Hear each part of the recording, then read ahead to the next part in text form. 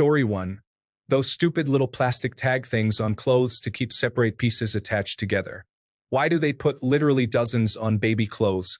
Infuriating. Story 2. People who move, pick up, or borrow my stuff and don't put it back where they found it. I put it there for a reason so that I would know where it is. You borrow it and don't put it back, then I don't know where it is and I get totally upset. Story 3. People at a bus stop, train station, or airport not having their card, passport, or boarding pass ready, then standing at the gates while they search to find it. I mean, why else are you there? Story 4. When people see someone they know in public and decide to have a conversation in the middle of a doorway, aisle, sidewalk, or other walkway, when there are actual places for them to sit or stand, they just completely block the way for others. Story 5. All of the excessive packaging and plastic in the world, especially in grocery stores. Potatoes don't need to be individually wrapped. And why does my glass bottle have a plastic lid? Why is it so hard to just use more sustainable packaging options like metal, glass, or cardboard? Or maybe something biodegradable? Companies need to get their act together and stop trying to push the need to be environmentally conscious onto the consumer, which is a whole other thing that makes me upset. Story 6. When someone pulls out in front of me and proceeds to go 10 under the speed limit for miles, but conveniently speeds up when I have a chance to pass, it makes me so angry. Story 7. Autonomous sensory meridian response commercials. Namely the ones where they focus on the sound a product makes, especially food ones. Pepsi and Coca-Cola commercials do this a lot. They overemphasize the fizzy noises and then will have a disgusting swallowing noise followed by an exaggerated awe. I have no idea why this makes me so angry, but it does. Story 8. When I make myself a meal, walk to the couch, realize I forgot a fork, walk back, go to the couch, realize I don't have water, walk back, take my fork with me, leave it on the counter near the water filter, go back to the couch, go back for the fork. Food cold. Story 9. Accidentally opening an application on my laptop that I didn't mean to click, and then having to wait for it to stop loading before I can click exit when it opens. Makes me infuriated. Story 10. People parking next to me when there are 1,000 empty spots around us. Double points if they have young kids because then my car is probably getting dinged. Story 11. Getting my damn sock wet walking around inside. Being too hot or too cold. No happy medium. Getting comfortable in bed then needing to pee. When Siri cuts out the best part of the song when using maps. And lastly, just straight up stupidity. The type that's like, how did you make it this far? Story 12. People in my town who drive 30 miles per hour when the speed limit is 50 miles per hour. Happens every day when I am bringing my daughter home from school. Also, people who do not go when the light turns green. Story 13.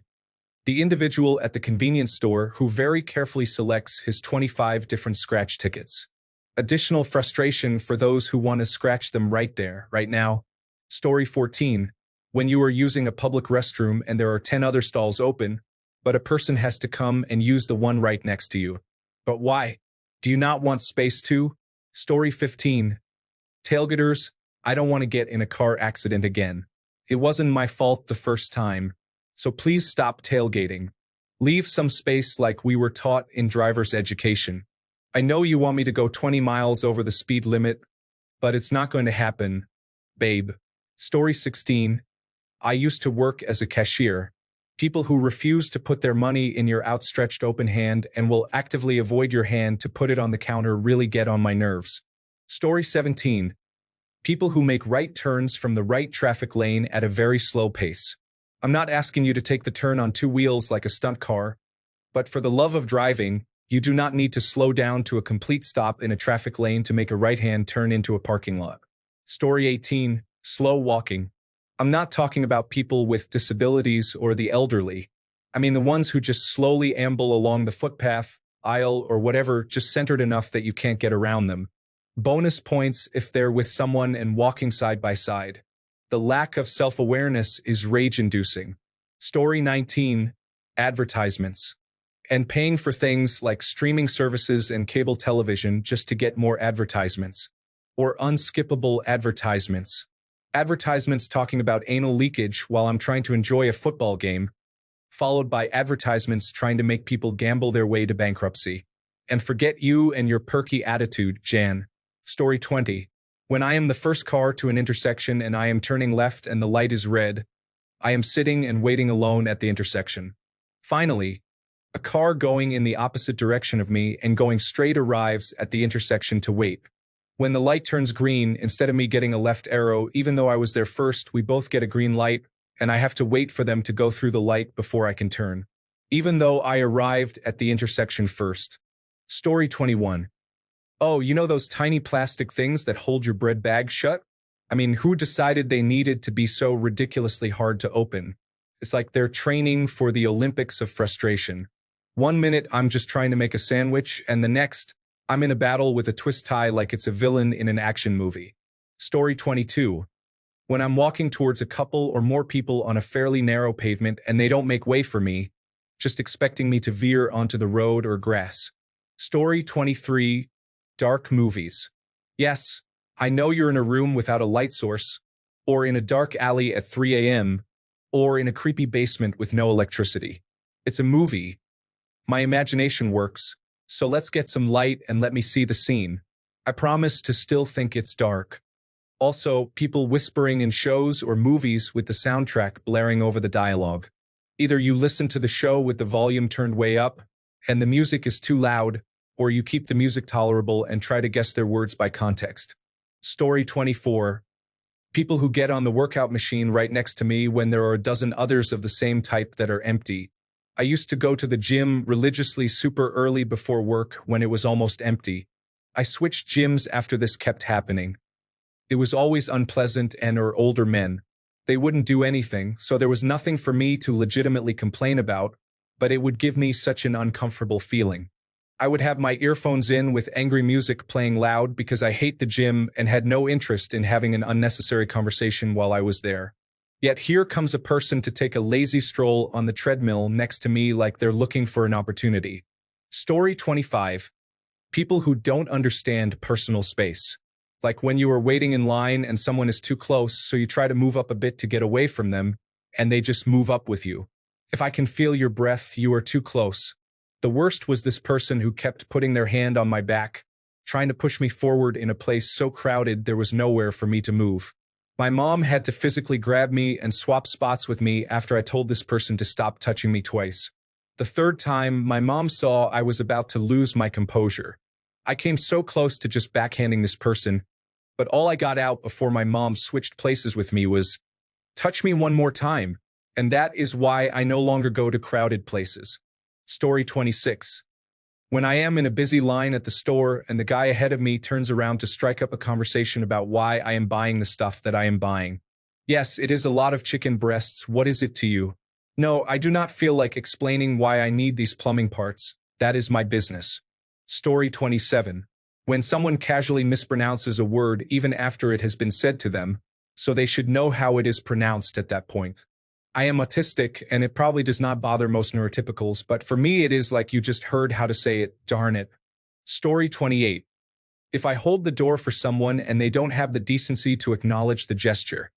A thank you isn't necessary, but at least give a head nod. I'm frustrated with the lack of manners these days. Story 29. For me, it's when I pour a bowl of cereal and then realize there's no milk left. It's like a cruel prank the universe plays on me every single time. I'm pretty sure my cereal is plotting against me at this point. Story 30. People who are so very important that they cannot possibly park correctly. They take up 2 spaces or more. They park in red zones because they are only going to be a minute, and they have to back into a space even though there are cars waiting to go by. Story 31. People who don't have time management skills and people who say, "I'm not good with time." So then get better. You shouldn't show up 30 minutes late to a date. Story 32. People backing into parking spaces at shopping centers. Let me wait for you to inch in reverse because you really are not good at it, but just have to do it. And now here come all the excuses about how it's safer, faster, when in reality it's an idiosyncrasy, which you feel others must tolerate. It takes most people twice as long to back into a parking space than to back out into the much wider aisle between 2 rows of spaces. Let the haters bring their hate. Story 33. When I'm pushed to fabricate fake enthusiasm, Here are a couple of examples. When a presenter gets in front of the crowd and says, "Is everyone excited tonight?" Pause for lackluster applause. "I can't hear you." When you're at a sporting event and "Make some noise" comes up on the big screen at a completely random time that makes no sense. Story 34. Individuals in the checkout queue who were standing too near to me. I wonder what they are up to, trying to bother me, maybe? Return a few steps, please. Story 35. The people who take Bridgerton and the 2005 Pride and Prejudice movie seriously about what the Regency was like. Sorry, they didn't have dyes in those bright colors. Respectable women never wore makeup. And nobody with the slightest amount of class kept a marble bust of themselves in their home. Story 36. The fact that people knock on my door. The owner of the building won't let us put anything on our door. I'd love to put an awesomely colored sign with intertwining vines and flowers, maybe butterflies and bees. In the center, there would be words written in small, flowing script. Go the fuck away. Story 37. Getting a text message notification, only to find out it's just my phone reminding me to drink water. Like, come on, I know I'm dehydrated. No need to rub it in my face. Story 38. People passive-aggressively reminding you that their kids are the reason why they couldn't go somewhere or watch the latest episode or movie. Just say you couldn't go or didn't watch it. I didn't have those kids, you did. Story 39. When people continue to put trash in cans that are overflowing, the trash spills out because they don't want to take it out when it is full. Story 40. Pop or hip-hop songs that repeat a single syllable as if they couldn't come up with decent lyrics and needed to fill the time with something absolutely great on me. Story 41. Those plastic packets that say, "Peel here" in the corner that just don't peel usually result in angrily stabbing the plastic with scissors and tearing the thing open. Story 42.